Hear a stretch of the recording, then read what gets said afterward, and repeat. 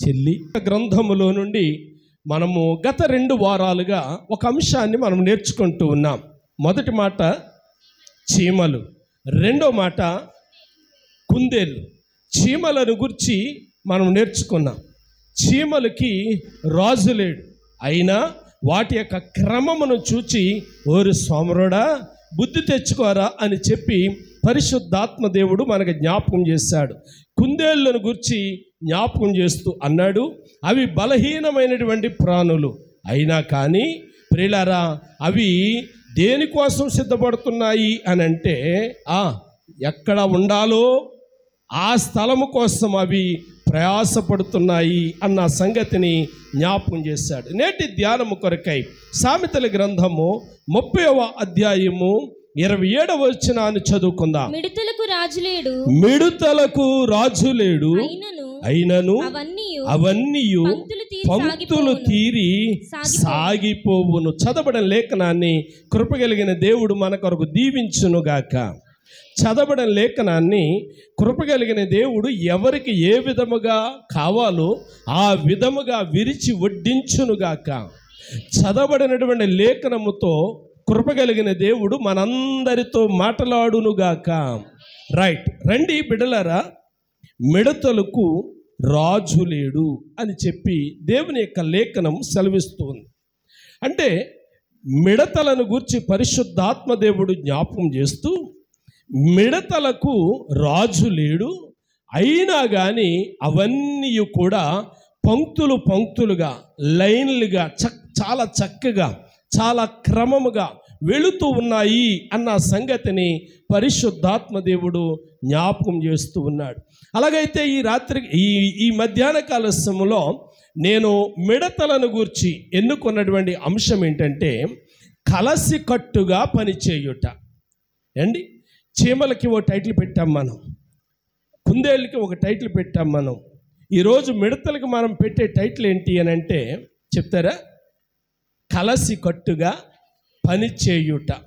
అంటే కలసికట్టుగా పనిచేయుట అంటే ప్రియులారా ఒకరి మాట ఒకటి, ఒకరి మాట మరొకటి కాకుండా అందరూ కలిసి పనిచేయుట అనేది మనం చూస్తూ ఉన్నాం. మిడతలను గురించి 2 మాటలు జ్ఞాపకం చేసి నేను ముందుకు వెళ్తాను.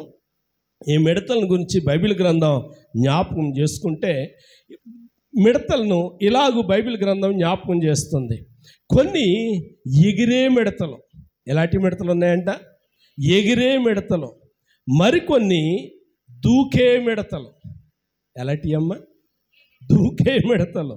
1 ఎగిరే మిడతలు, 2 దూకే మిడతలు అని చెప్పి బైబిల్ గ్రంథంలో మనం చూస్తూ ఉన్నాం. మిడతలను గురించి చాలా జాతులు ఉన్నాయి, కానీ మనకు తెలిసినటువంటి వంట 3 జాతులు అంట. నాకైతే అది కూడా తెలీదు. చదువుకున్న మాట మాత్రం నేను జ్ఞాపకం చేస్తూ ఉన్నాను. 1 ఎడారి మిడత అంట, 1 ఎడారి మిడత, 2 జిల్లేడు మిడత అంట, 2ది ఏంటి? జిల్లేడు మిడత, 3ది బొంబాయి మిడత అంట. 3ది ఏంటమ్మా? బొంబాయి మిడత అంట. ఈ మిడతలలో జాతి ఏదైనా కానీ ఉన్నటువంటి యూనియన్, ఉన్నటువంటి ఫెలోషిప్, ఉన్నటువంటి సహవాసం ఏటి అని కనుక ఆలోచన చేస్తే ఒక్క మాట దేవుడు ఆజ్ఞాపించాడంటే కలిసికట్టుగా పనిచేస్తాయట. ఎలా చేస్తాయి? కలిసికట్టుగా పనిచేస్తాయి. ఉదాహరణకి ఐగుప్తు దేశంలో మన పితరులైనటువంటి వారిని ఫరో పోనీయనప్పుడు ఐగుప్తు దేశములోనికి, ఫరో దేశములో ఐగుప్తీయుల ఇళ్లలోనికి ప్రవేశించినటువంటి సంగతి మనకు జ్ఞాపకమే. నిర్గమకాండము 10వ అధ్యాయంలో మనకి ఈ సంగతి మనకు తెలుసు. ఆ మిడతల దండు ఎలా వచ్చిందో, ఆ మిడతల దండు ఎలా ప్రవేశించిందో, ఆ మిడతల దండు ఎలాగూ ప్రియులారా మరి వారిని ఇబ్బంది పెట్టిందో మనందరికీ కూడా ఎరిగినటువంటి వారమే. ఈ మిడతల దండుకి ఉన్నటువంటి మరొక లక్షణం ఏంటంటే ఈ మిడతలంట ఒంటరిగా ఉంటేనంట, ఒక్కొక్క మిడత ఒంటరిగా ఉంటే ఆకుపచ్చ రంగులో ఉంటుందంట మిడత. ఎలా ఉంటుందమ్మా? ఆకుపచ్చ రంగులో ఉంటుందట. గుంపులుగా వస్తే దేహము మీద నల్లటి మచ్చలు కలిగి లేత పసుపు రంగులో ఉంటుందంట. అంటున్నారా? ఒంటరిగా ఉంటే దాని రంగును మార్చుకుంటుందంట, జట్టుగా ఉంటే రంగును మార్చుకుంటుందంట. అలాంటి అవకాశాలు కలిగినటువంటిది ప్రియులారా ఈ మిడత. దీని ఆయుష్ కాలము, ఇది గుడ్లు పెట్టి గుడ్లలోంచి బయటికి రావడానికి 4 వారాలు, అంటే 1 నెల అయిపోతుంది. ఆ తరువాత మరొక 4 మాసాలు మాత్రమే బ్రతుకుతుందట. అంటే టోటల్గా ఆరోగ్యం ఉంటే 5 మాసాలట. ఆరోగ్యం అంతంత మాత్రమైతే 3 మాసాల నుండి 5 మాసాల మధ్యలో కాలం చేస్తుందట. దేవునికి స్తోత్రం కలిగిన గాక. ప్రియులారా, పరిశుద్ధాత్మ దేవుడు ఈ మిడతలను చూపి మనకేం జ్ఞాపకం చేస్తూ ఉన్నాడు, ఈ మిడతలను గూర్చి మనకేం జ్ఞాపకం చేస్తూ ఉన్నాడు అని కనుక ఆలోచన చేస్తే ఒకసారి యోవేలు గ్రంథానికి మనం వద్దాం. ఒకసారి యోవేలు గ్రంథానికి మనం వస్తే మొదటి అధ్యాయములో 2వ వచనంలో ఇలాగూ వ్రాయబడి ఉంది: పెద్దలారా ఆలకించుడి, దేశపు కాపురస్తులారా మీరందరూ చెవియొగ్గి వినుడి. ఇలాంటి సంగతి మీ దినములలో కానీ మీ పితరుల దినములలో కానీ జరిగినదా? వినండి వినండి ప్రియమైనటువంటి దేవుని బిడ్డలారా, అక్కడ జరిగినటువంటి ఒక సంఘటన పరిశుద్ధాత్మ దేవుడు జ్ఞాపకం చేస్తున్నాడు. అది ఏ సంఘటన అని గనక ఆలోచన చేసినట్లయితే ప్రియులారా, ఆ సంఘటనను గూర్చి మనము 2వ వచనం చదివాము. 3వ వచనములో పరిశుద్ధాత్మ దేవుడు ఏమంటున్నాడంటే, మీ బిడ్డలకి ఈ సంగతి తెలియచేయండి అంటా ఉన్నాడు. ఏ సంగతి తెలియచేయాలి అని గనక ఆలోచన చేస్తే 4వ వచనములో ఉన్నటువంటి సంగతి తెలియచేయాలి. ఎందుకు తెలియచేయాలి ప్రియులారా?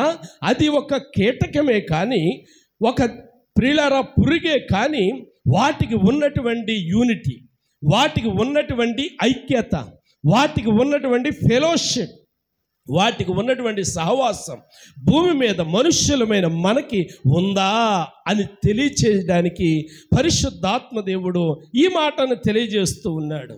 వాటికి ఉన్నటువంటి ఐక్యత చూడండి, వాటికి ఉన్నటువంటి యూనియన్ చూడండి, వాటికి ఉన్నటువంటి సహవాసం చూడండి. ఒక పంటను పాడు చేయాలంటే ఒంటరిగా వెళ్దంట. ప్రియులారా, ఒక్క మాట జ్ఞాపం చేస్తాను. రోజంతా కష్టపడితే ప్రియులారా 2 గ్రాముల మేత ఒక మిడత తింటుందంట. ఎన్ని గ్రాముల మేత? 2 గ్రాముల మేత. 2 గ్రాములు అంటే ఎంత ఉంటుంది? మన కంట్లో పడిన 4 అంత ఉంటుందేమో, అంతే కదండి. 2 గ్రాములు. అయితే 2 గ్రాములు మేత తినే మిడత ఎకరం పొలాన్ని అరగంటలో ఊడ్చేస్తుంది. అంటే ఎలా ఊరుస్తుంది, ఎలా నాశనం చేస్తుంది అంటే అక్కడికి వచ్చింది ప్రియులారా ఒక్క మిడత కాదన్నమాట. శాస్త్రవేత్తలు జ్ఞాపకం చేస్తున్నారు, ఎకరము పొలములో మిడతల దండు గనక పడితే, ఎకరము దండులో మిడతల దండు పడితే అక్కడ ఎన్ని మిడతలు ఉంటాయంటే 4 నుంచి 5 కోట్ల మిడతలు ఉంటాయంటండి. ఎన్ని మిడతలు అంటే 1 ఎకరం పొలము పాడు చేయాలి అని అంటే 4 నుంచి 5 కోట్ల మిడతలు అక్కడ పడి ఆ పొలాన్ని నాశనం చేస్తాయట. అంటే 4 నుంచి 5 కోట్ల మిడతలు ఎక్కడి నుంచి వచ్చేసినాయి? వీటికి రాజు లేడే, వీటి నాయకుడు లేడే, మనకులాగా మొబైల్ ఫోన్స్ లేవే, మనకులాగా ప్రియులారా టెలికాం సర్వీస్ లేదే. ఎలాగొచ్చింది సమాచారం? మనకు వాట్సాప్ గ్రూపులు ఉండి గ్రూపుల్లో పెడితేనే మనకు సమాచారం అందట్లేదు. చూడలేదంటే చూస్తున్నారా? పెద్దల్ని గ్రూపుల్లో పెట్టిన చూడలేదంటారా? చూస్తున్నారు. ప్రియులారా, కనిపెట్టినోడు కూడా భలే కనిపెట్టాడులే, నువ్వు చూసావు లేదో తెలియడానికి యువతలోడికి రంగు మార్చేస్తున్నాడు. దేవునికి స్తోత్రం కలిగిన గాక. కొంతమందికి ఈ సంగతి తెలియక నాలాంటోడు ఓ రోజున అన్నాడు, నేను చూడలేదు మెసేజ్ అన్నాను. అవతలోడు అన్నాడు, నా ఫోన్లో రంగు మారింది అన్నాడు. అప్పుడు నాకు అర్థమైంది. గమనించండి ప్రియమైనటువంటి దేవుని బిడ్డలారా, ఆలోచన చేయండి. ఏం ఆలోచన చేయాలి అని అంటే, వాటికి రాజు లేడు, వాటికి నాయకుడు లేడు.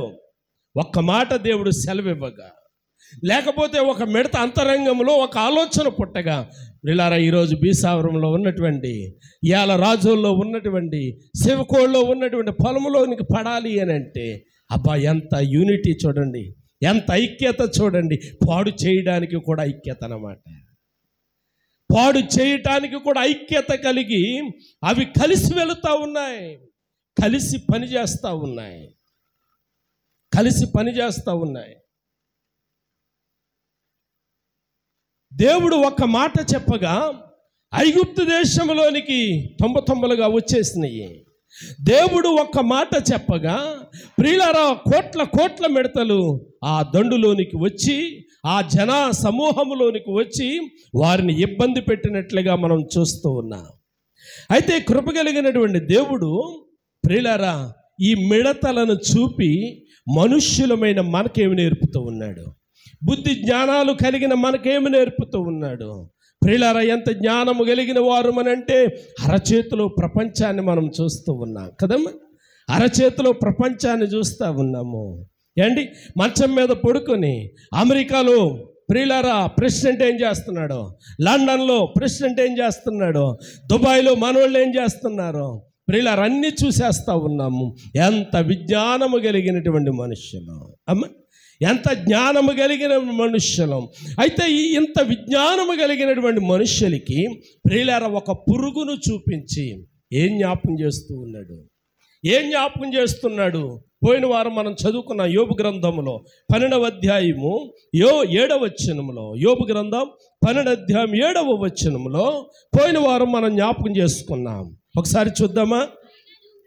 అయినను మృగములను విచారించుము, అవి నీకు బోధించును, ఆకాశ పక్షులను విచారించుము, అవి నీకు తెలుపును. వినండి, ఆకాశ పక్షులు ఏం చెప్తాయి, ఆకాశ పక్షులు ఏం చెప్తాయి, మృగాలు ఏం చెప్తాయి, వాటికి నోరు ఉన్నదా ప్రియులారా? వాటి భాష మనకు వచ్చా? వాటి భాష మనకు రాదే. కాబట్టి వాటిని చూసి మనం ఏమి నేర్చుకోవాలి, వాటిని చూసి మనం ఏమి తెలుసుకోవాలి అని కనుక ఆలోచన చేసినట్లయితే వాటిని చూసి విచారించము, అవి నీకు తెలుపుతాయి. ఇప్పుడు కీటకాలను చూసి మనం విచారణ చేస్తే అవి మనకేం బోధిస్తున్నాయి అని అంటే, ఇదిగో చూడండి, మాకు నాయకుడు లేడు, మాకు అధికారి లేడు, అయినా మేము క్రమము తప్పము. దేవునికి స్తోత్రం కలగను గాక. ఏమంటున్నాయండి? మాకు నాయకుడు లేడు, అయినా మేము క్రమము తప్పం. మాట మీరం. ప్రియులారా మనకి దినంలో ఎన్నిసార్లు అమ్మ గద్దిస్తూ ఉంటుందో, నాన్న గద్దిస్తూ ఉంటాడు, కాలేజీలో మాస్టర్ గద్దిస్తూ ఉంటాడు, స్కూల్లో టీచర్ గద్దిస్తూ ఉంటారు. అయినా కానీ ప్రియులారా మన క్రమాన్ని తప్పిపోతూ ఉంటాము, క్రమాన్ని తప్పిపోతూ ఉంటాము. దేవుని మాటలు ప్రియులారా విన్నట్టే ఉంటాము కానీ వినము, చూసినట్టే ఉంటాము కానీ చూడం. ప్రియులారా దేవుని యొక్క లేఖనం సెలవిస్తుంది, మృగములను విచారించు, ఆకాశ పక్షులను విచారించు, అవి నీకు తెలుపుతాయి. అయితే ఈ మధ్యాహ్న కాల సమయంలో మిడతలను చూసి పరిశుద్ధాత్మ దేవుడు నీకు నాకు నేర్పించే బోధ ఏంటి, పరిశుద్ధాత్మ దేవుడు నీకు నాకు చెప్పే బోధ ఏంటి అని గనక ఆలోచన చేసినట్లయితే వాటి వలె క్రమమైన పద్ధతిలో ఉండాలి. దేవునికి స్తోత్ర. క్రమమైన పద్ధతిలో ఉండాలి. అమ్మ లెగ్గొడితేనే లెగుద్దామని కాదు, అమ్మ లెగ్గొడితే లెగిద్దాము, లేకపోతే దుప్పడు ముసుగు తన్నేద్దాము కాదు. అమ్మ లెగ్గొట్టినా లెగ్గొట్టకపోయినా మనకు ఒక బాధ్యత, మనకు ఒక క్రమం ఉండాలి. కాలేజీకి వెళ్ళేలోపు, స్కూల్కి వెళ్ళేలోపు మన పనులు మనం చేయాలి. అమ్మకి కొంత సహాయం చేయాలి, నాన్నకి కొంత సహాయం చేయాలి, ఇంటికి ఉపయోగపడాలి. దేవునికి స్తోత్రం కలిగిన గాక. ఇది క్రమం తప్పకుండా చేసే పని, అప్పుడప్పుడు చేసే పని కాదు, అప్పుడప్పుడు చేసే పని కాదు. మరి విశ్వాసులు ఆత్మీయముగా చేయవలసినటువంటి కొన్ని పనులు ప్రియులారా నేను జ్ఞాపకం చేయటానికి ఇష్టపడుతూ ఉన్నాను. రండి, అపోస్తుల కార్యములు 4వ అధ్యాయం, అపోస్తుల కార్యములు 4వ అధ్యాయము 32వ వచనాన్ని గనక మనం ఆలోచన చేసినట్లయితే ఇలా వ్రాయబడి ఉంది, విశ్వసించిన వారందరూ ఏక హృదయమును ఏకాత్మయు గలవారై యుండిరి, ఎవడును తనకు కలిగిన వాటిలో ఏదియు తనదని అనుకోలేదు, వారికి కలిగినదంతయు వారికి సమృద్ధిగా సమిష్టిగా ఉండెను అనే మాట మనం చదువుతున్నాం. వినండి బిడ్డలారా, విశ్వసించిన వారందరూ అంటే ప్రియులారా ఆయనను అంగీకరించినటువంటి వారు. మనం ఒక గొడుగు కింద ఉన్నాం, ఒక సహవాసములో ఉన్నాం, ఒక తండ్రి నామములో ఉన్నాము. మనలో భిన్నాభిప్రాయాలు ఉండకూడదు. మనలో భిన్నాభిప్రాయాలు, ఆయా మనస్తత్వాలు మనలో ఉండకూడదు. ఒకటే మనసు, ఏక మనస్సు ప్రియులారా, ఏకాత్మ కలిగి ఉండాలి. అపోస్తులు ప్రియులారా మేడగదిలో 120 మంది ఉన్నారు. అపోస్తులు కాక 120 మంది ఉన్నారు. అయితే వారు ఎలాగున్నారంటే ఏక మనస్సుతో ఉన్నారు. ఒకటే మనస్సు. పాటలు పాడదామా? పాడదాం. ఆరాధన చేద్దామా? చేద్దాం. ఈ రాత్రంతా ఉపవాసం ఉందాము. వినండి ప్రియులారా, అంత మాత్రమే కాదు, వారికి ఉన్నటువంటి ప్రియులారా ఏక మనసు ఏమిటి అని అంటే అవసరతలలో ఉన్నటువంటి వారిని గుర్తించి, వింటున్నారా? అవసరతలలో ఉన్న వారిని గుర్తించి వారు ఏం చేస్తూ ఉన్నారు అని అంటే వారికి కలిగినది ఏది కూడా తనది అని అనుకోలేదటండి. అందరూ కలిసి సమిష్టిగా పంచుకున్నారట. మన ఒక ఆయన అంటున్నాడు, పాస్టర్ గారు, ఇల్లు కట్టుకున్నప్పుడు చాలామంది బహుమానాలు పట్టుకుని వెళ్తూ ఉంటారు కదా. ఇల్లు కట్టుకున్నప్పుడు కంటే శంకుస్థాపన చేసినప్పుడు పట్టుకెళ్తే బాగుంటుందేమండి అన్నాడు. ఎందుకండి అన్నాను. ఇప్పుడు ఇల్లు కట్టుకోవాలంటే చాలా డబ్బు ఖర్చు అవుతుంది కదా. ఇప్పుడు కట్టేసిన తర్వాత పట్టుకెళ్ళే బహుమానాలు అక్కడక్కడ తగిలించుకోవడానికి, తొడుక్కోవడానికి తప్ప దేనికి ఉపయోగం రావు. అదే కట్టుకునేటప్పుడు కనుక నువ్వు ఇచ్చే బహుమానం ఆర్థికపరమైన రూపంలో ఇస్తే ఇటు కొనుక్కోనాకు ఉపయోగపడుతుందేమో, ఇసుక కొనుక్కోనాకు ఉపయోగపడుతుందేమో, లేకపోతే ఏదో చేసుకోవటానికి ఉపయోగపడుతుందేమో అన్నాడు. దేవునికి స్తోత్రం కలిగిన గాక. చాలా బాగుంది అనిపించింది నాకు.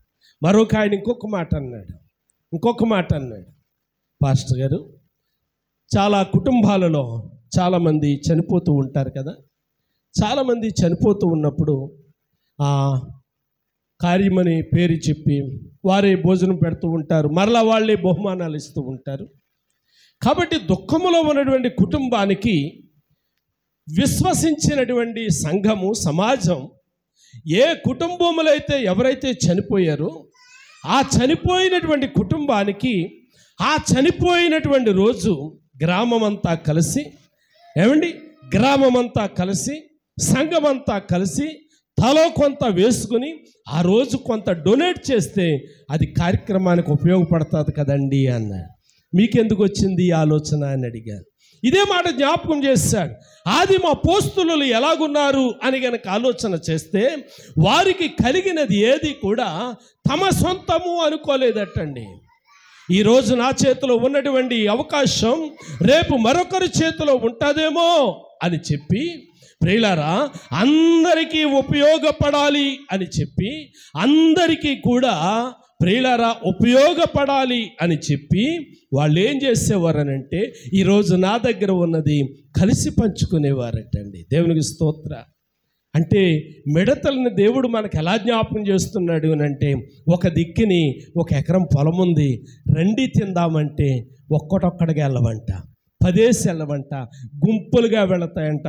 కలిసి తిందాం రండి, ఎకరమే ఉందేమో పర్లేదు, తక్కువ అవుద్దేమో పర్లేదు, అదే కలిసి పంచుకుందాం అని చెప్పి కలిసి వెళతాయట. ప్రియులారా, క్రైస్తవ పిల్లలమైనటువంటి మరి మనము ఉందా మనకి సహవాసం, ఉందా మనకి ఐక్యత? ప్రియులారా, మనలో మనకి మాట దేవుని మహాకృపను బట్టి ఎవరు ఏం పెట్టవలసిన పని లేదు. నేటి దినాల్లో ఎవరికి వారికే దేవుడు సమృద్ధి ఇచ్చాడు, అయినా ఐక్యత లేదు, అయినా సహవాసం లేదు. ఎక్కడికైనా వెళ్ళాలి అని అంటే ప్రియులారా కలిసి వెళదామనే మాట పోయింది. నీకు నువ్వు రెడీ అవుతున్నావు, వెళ్ళిపోతున్నావు, నీకు నువ్వు సిద్ధపడుతున్నావు, వెళ్ళిపోతున్నావు. నీ వెనకాల ఈ అమ్మ వచ్చి అడుగుతుంది, అమ్మ ఒక కేకైనా లేదంటే నువ్వు రావేమనుకున్నాను. అడగాలి కదా. గమనించండి ప్రియమైనటువంటి దేవుని బిడ్డలారా, ఈ మిడతలు మనకేం జ్ఞాపకం చేస్తున్నాయంటే ఐక్యత జ్ఞాపకం చేస్తూ ఉన్నాయి, సమాధానం జ్ఞాపకం చేస్తూ ఉన్నాయి, కలిసి నడవడం జ్ఞాపకం చేస్తూ ఉన్నాయి.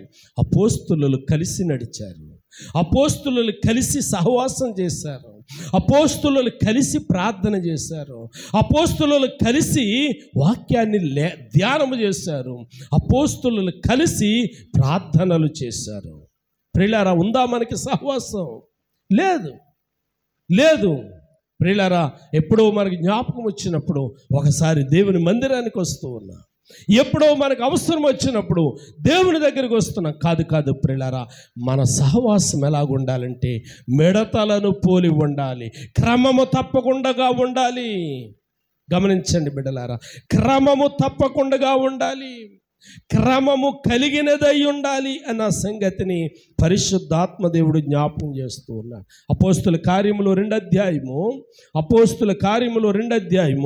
44వ వచనంలో ఇలాగూ రాయబడి ఉంది, విశ్వసించిన వారందరూ ఏకముగా కూడి, వినండి, విశ్వాసం ఉంచినటువంటి వారు ఎలా కూడి ఉన్నారంటే ఏకముగా, అంటే ఒకే మనస్సు కలిగి కూడుకున్నారు. దేవునికి స్తోత్ర. ఒకే మనసు, ఒకే అభిప్రాయము, ఒకటే ఆలోచన. వారి ఆలోచన ఏంటో తెలుసా? కేవలము దేవుని మహిమపరచటమే. వారి ఆలోచన ఏంటో తెలుసా? కేవలము దేవుని ఆరాధన చేయటమే. వారి ఆలోచన ఏంటో తెలుసా? కేవలము దేవుని యొక్క మాటలు వినటమే అన్న ఆలోచన కలిగి ప్రియులారా, వారు దేవుని యొక్క మందిరానికి వచ్చేవారు. వారు దేవుని యొక్క సన్నిధిని అనుభవించడానికి వారు ఎలా కూడుకునేవారు అని గనక ఆలోచన చేస్తే, ఇంకా కొంచెం ముందుకు వెళ్తే, వారికి కలిగినదంతయు సమిష్టిగా ఉంచుకొనిరి.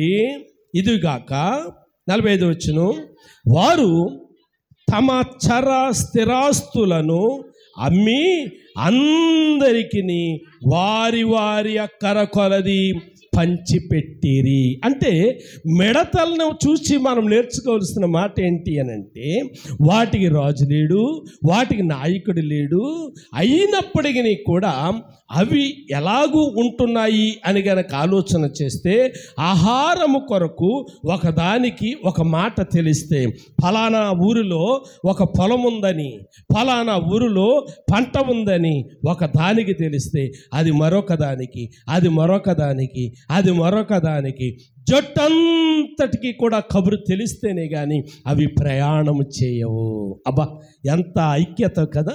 అందుకే కాబోలు 133వ కీర్తనలో పరిశుద్ధాత్మ దేవుడు అన్నాడు, సహోదరులు ఐక్యత కలిగి ఉండుట ఎంత మేలు మాత్రమే కాదు, అది మనోహరము అన్నాడు. దేవునికి స్తోత్రం కలిగిన గాక. కాబట్టి ప్రియమైనటువంటి దేవుని బిడ్డలారా, దేవుని పిల్లలమైనటువంటి మనకున్నటువంటి ఈ చిన్న సహవాసం కావచ్చు, మనం ఎలా ఉండాలి అని అంటే ఏక మనసుతో ఉండాలి, ఏకాత్మతో ఉండాలి. ఏక మనసు అంటే మందిరంలో మాత్రమే కాదు సుమా. ఏకాత్మ ఏక మనస్సు అంటే మందిరంలో మాత్రమే కాదు, ఏ ఇంటిలో అయినా ఆపద కలిగితే నలుగురు 4 చేతులేసే మనసు ఉండాలి అండి. ఏ ఇంటిలో అయినా శ్రమ వస్తే నలుగురు 4 చేతులేసే మనస్సు మనకి కలిగి ఉండాలి. ప్రియులారా, సంఘ పెద్దలు లేచి చెప్తేనో, పాస్టర్ గారు లేచి చెప్తేనో కాదో, ప్రియులారా, మనకంగా మనసు కలిగిన వారమై ఉండాలి.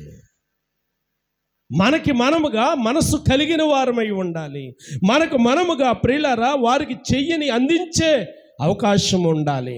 ఇక్కడ మనం చదువుతున్నాము 2:44-45లో మనం చూస్తే, వారికి కలిగినటువంటి చరా స్థిరాస్తులను ప్రియులారా అమ్మి మరీ సాయం చేశారటండి. అప్పుడప్పుడు మనం అంటుంటాం కదా, పాస్టర్ గారు నా దగ్గర డబ్బులు లేవు కానండి, ఉంటేనండి తగిచ్చేదినండి అంటూ ఉంటాం. ప్రియులారా, లేనిది మనం చెప్పటం కాదు, మన దగ్గర ఉన్న దానిలో నుండి ఇవ్వడం మనం నేర్చుకోవాలి. దేవునికి స్తోత్ర.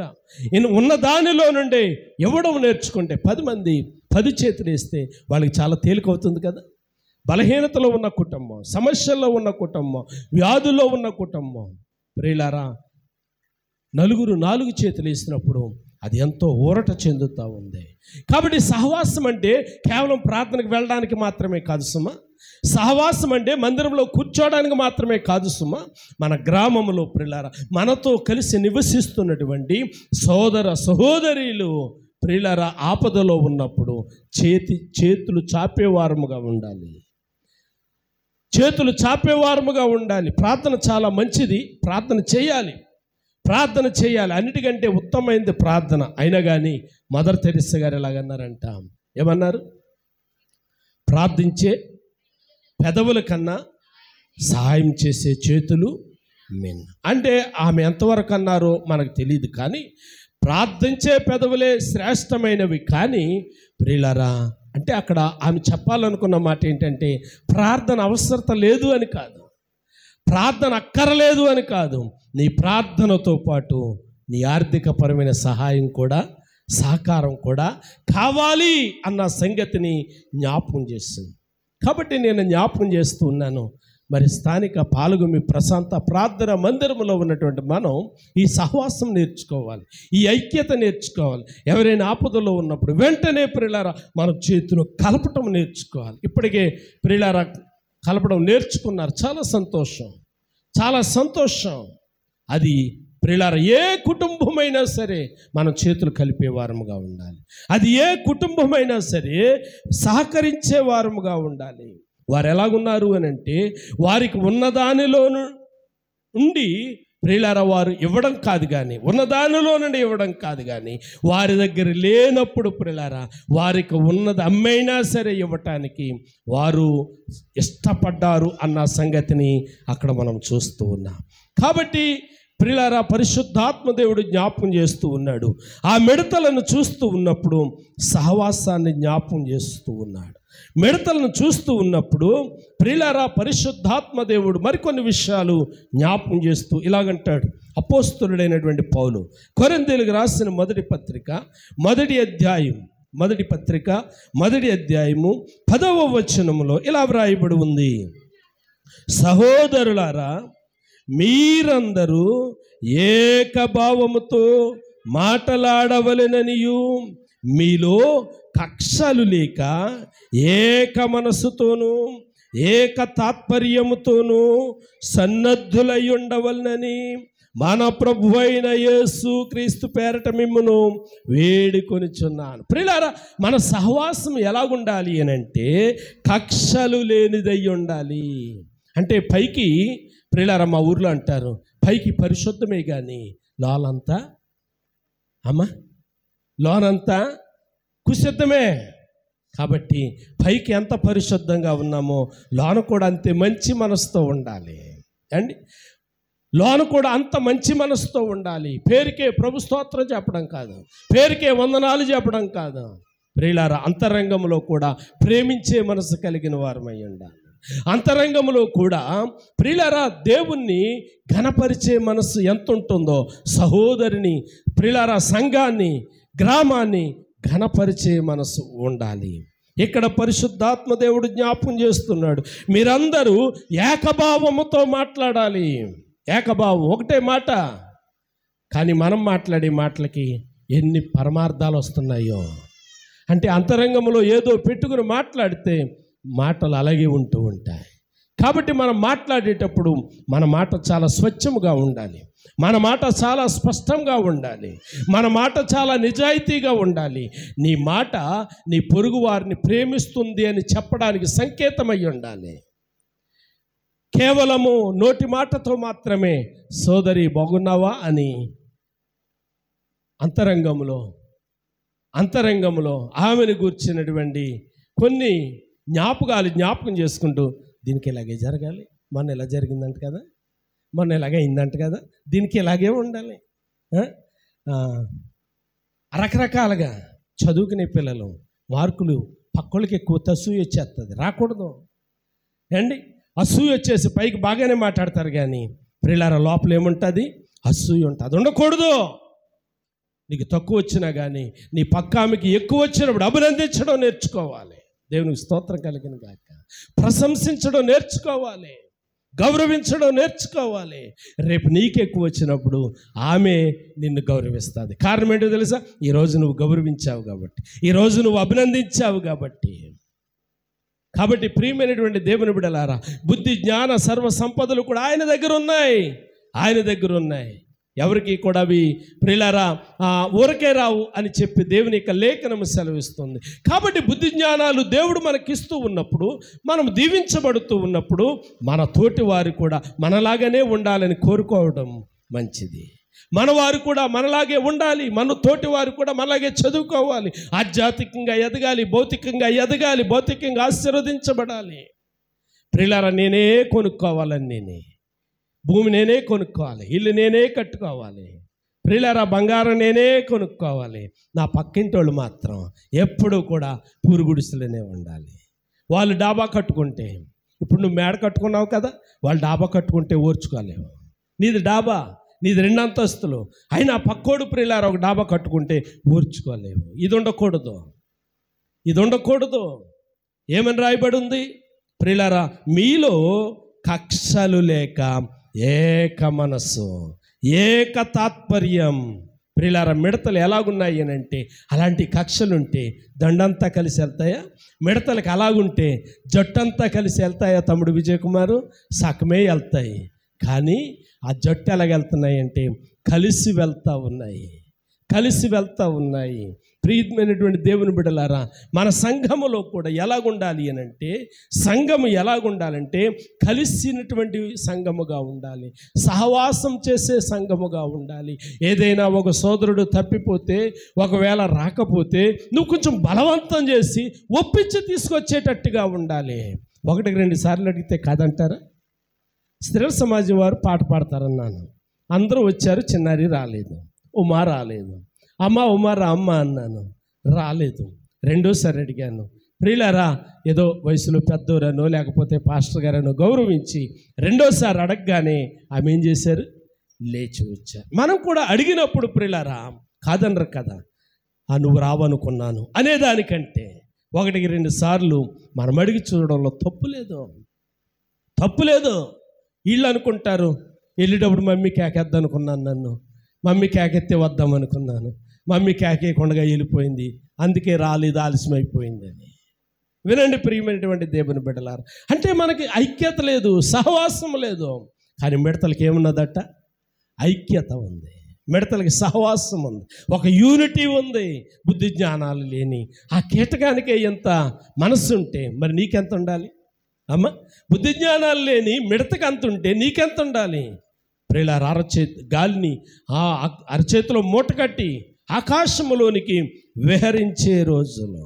ఇర్మియా గ్రంథంలో ఇలా వ్రాయబడి ఉంది. ఇర్మియా గ్రంథం 32 అధ్యాయంలో 39వ వచనాన్ని చదివితే ఇలా వ్రాయబడి ఉంది. 32:39. మరియు వారికిని వారి కుమారులకును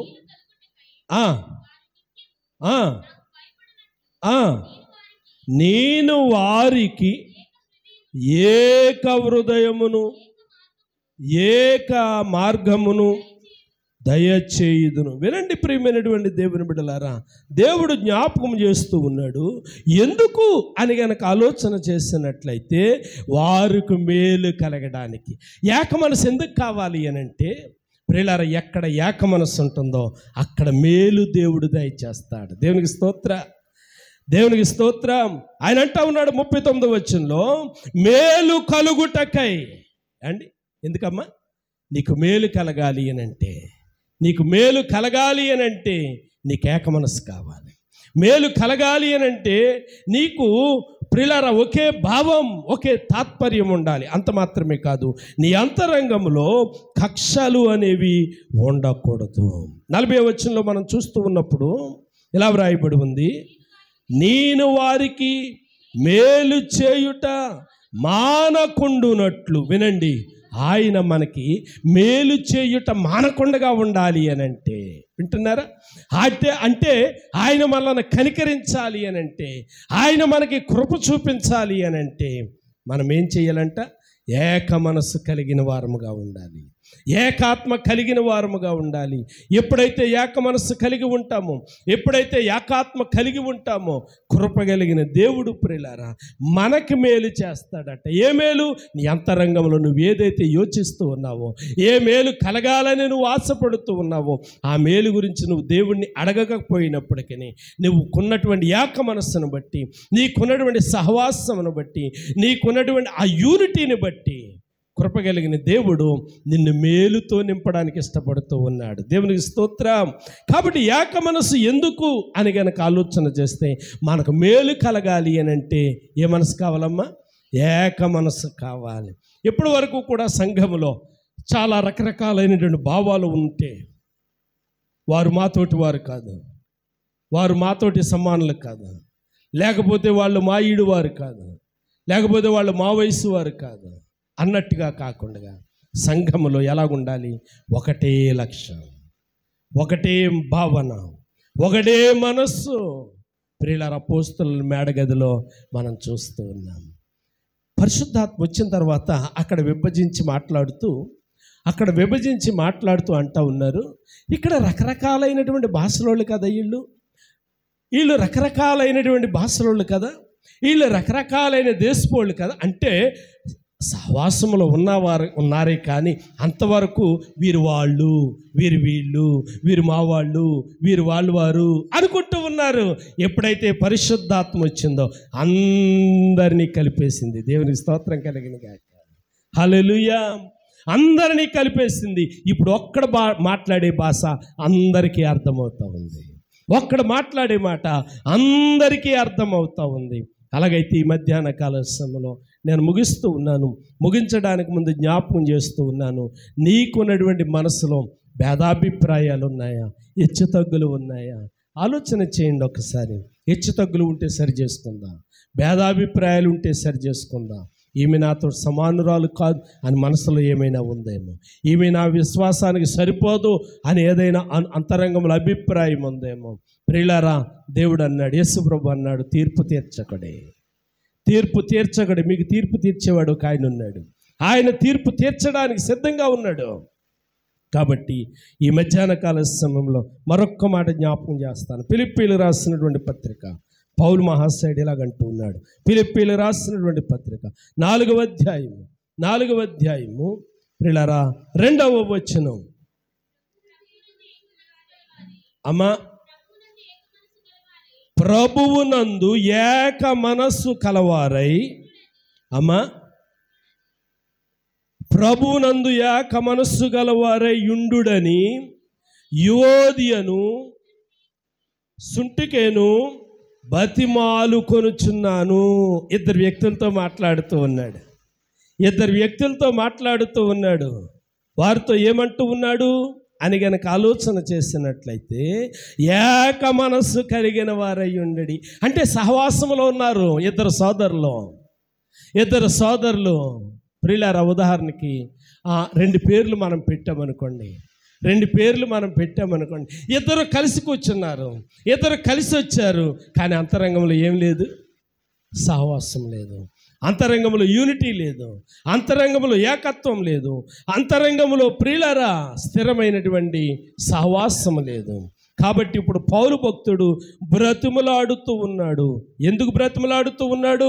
ప్రభువునందు ఏక మనస్సు కలిగినటువంటి వారై ఉండుడి, ఇది మీకు మేలు, ఇది మీకు ప్రియులారా మరి ఉత్తమము అని చెప్పి వ్రాస్తూ ఉన్నాడు. ఆఖరిగా నేను ముగించడానికి ముందు మరొక శ్రేష్టమైన మాట జ్ఞాపకం చేస్తూ ఉన్నాను. ఏంటి ఆ మాట అంటే, వినండి, అందరూ ఇలా వినండి. ఎందుకు సహవాసం కావాలి, ఎందుకు ఏక మనస్సు కావాలి, ఎందుకు యూనిటీ కావాలి అని గనక ఆలోచన చేస్తే, దేవుని యొక్క లేఖనం సెలవిస్తుంది, జీవగ్రంథములో మన పేర్లు వ్రాయబడ్డానికి మన భక్తితో పాటు మనకేం కావాలి? సహవాసం కావాలి. 3వ వచనం చదవండి, ముగించేసుకుందాం. 3వ వచనం ఇప్పుడు ఏదైతే చదివారో ఫిలిప్పీ పత్రికలో,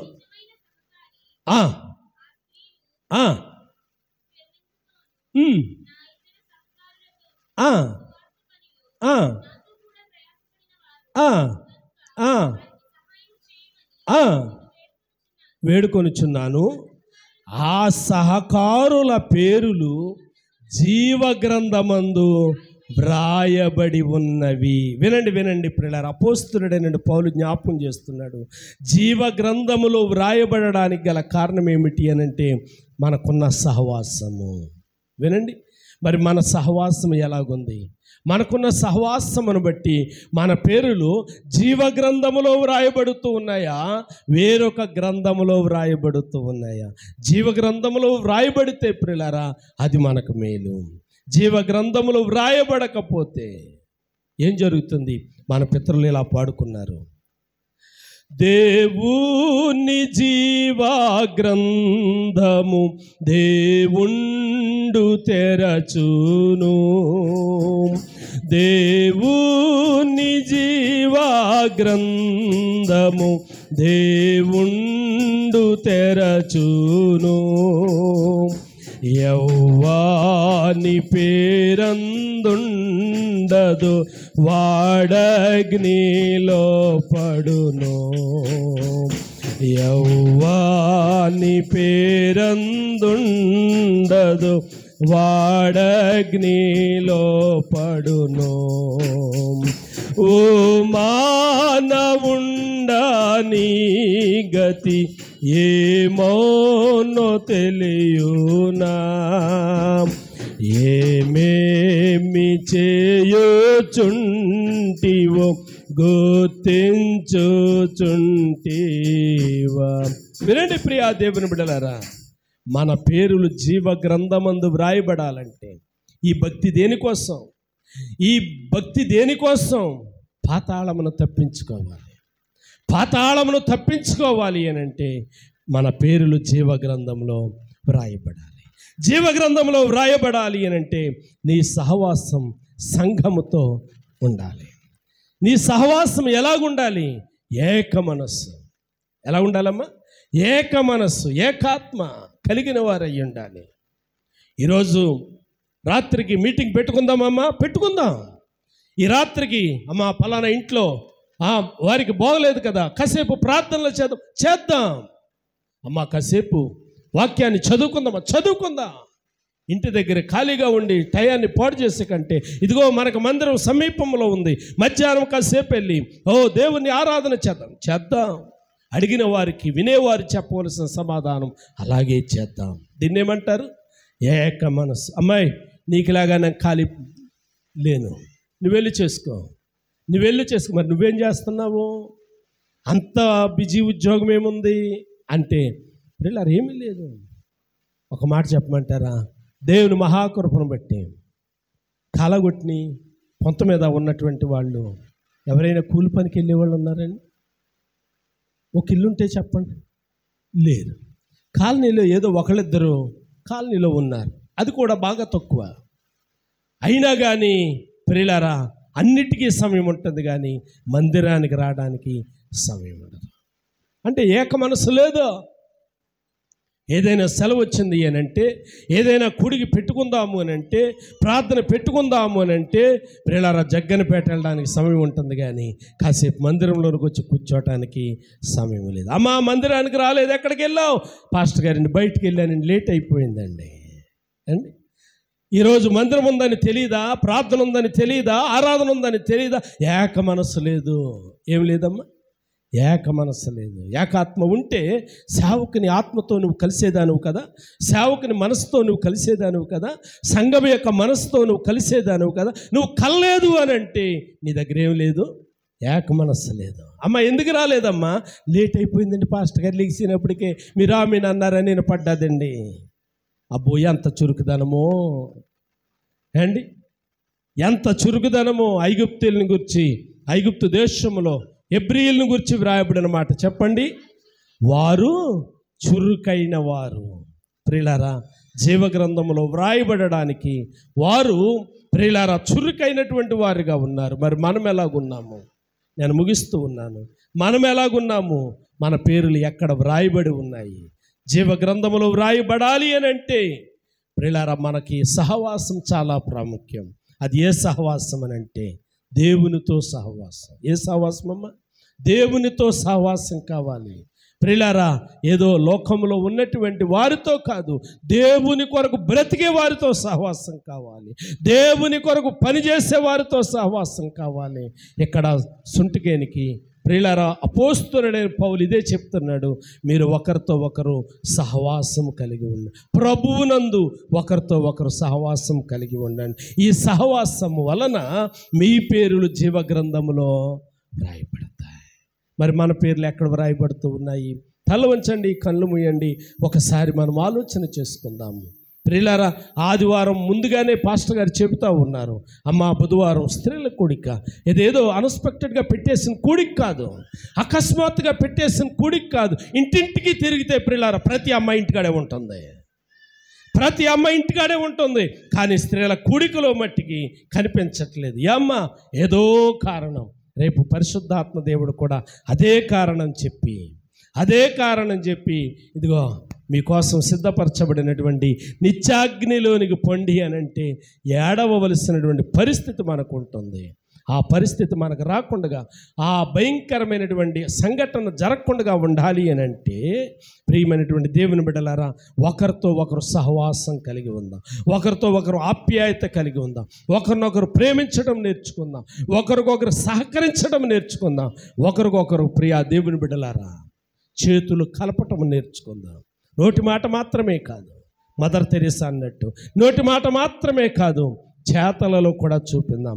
ఎప్పుడైతే నువ్వు అలా చూపించగలుగుతావో నీ పక్కింటి వారికి నీ మీద ప్రేమ, ఆప్యాయత, అనురాగం పెరుగుతూ ఉంటుంది. ఆ రీతిగా కృప కలిగిన దేవుడు మనల్ని సిద్ధపరచునుగాక. తల ఉంచుదాం, కన్ను ముద్దాం, ప్రార్థన చేద్దాం. తలలు ఉంచుదాం, కన్ను ముద్దాం. ఒక్కసారి అందరము కూడా ఏకాత్మతో మనం ఆలోచన చేద్దాం. ఏకాత్మతో మంచి మనసుతో ఆరాధన చేద్దాం. నాకుందా అలాంటి సహవాసం? అపోస్తలులకున్న సహవాసం నాకుందా? అపోస్తలులకున్నటువంటి మంచి మనసు నాకుందా? ఒకసారి మనల్ని మనమే పరీక్షించుకుందాం, పరిశీలించుకుందాం. ప్రార్థన చేద్దాం. పరిశుద్ధుడైన మా తండ్రి, గనుడైన మా ప్రభువానికి స్తోత్రాలు. అనుగ్రహించిన వర్తమానం ద్వారా నీ బిడ్డలతో మీరు మాట్లాడినందుకు నీకు వందనాలు నాయన. విత్తబడిన వాక్యము ద్వారా నాయన ఇదిగో మిడతలను చూచి ఏమి నేర్చుకోవాలి అని ఆలోచన చేసినప్పుడు వాటికి నాయకుడు లేడు, వాటికి రాజు లేడు. అయినా క్రమం తప్పు నాయన, అయినా సహవాసం కోల్పోవు నా ప్రభువా. నాయనా నీ సంఘములో నీ పేరు పెట్టుకున్నా, కానీ సహవాసాన్ని కోల్పోతూ ఉన్నా, ఆప్యాయతను కోల్పోతూ ఉన్నా, ప్రేమను కోల్పోతూ ఉన్నా. అలా కాకుండా ప్రభువా నీకు ఇష్టమైనటువంటి రీతిలో ఉండడానికి కృప చేయండి. ఘనత ఈ మహిమయు మీరు మాత్రమే పొందాలి. విన్న వర్తమానం నీ బిడ్డలకు దీవెనకరముగా ఉంచండి. యేసు నామమున అడుగుచున్నాను తండ్రి, ఆమేన్.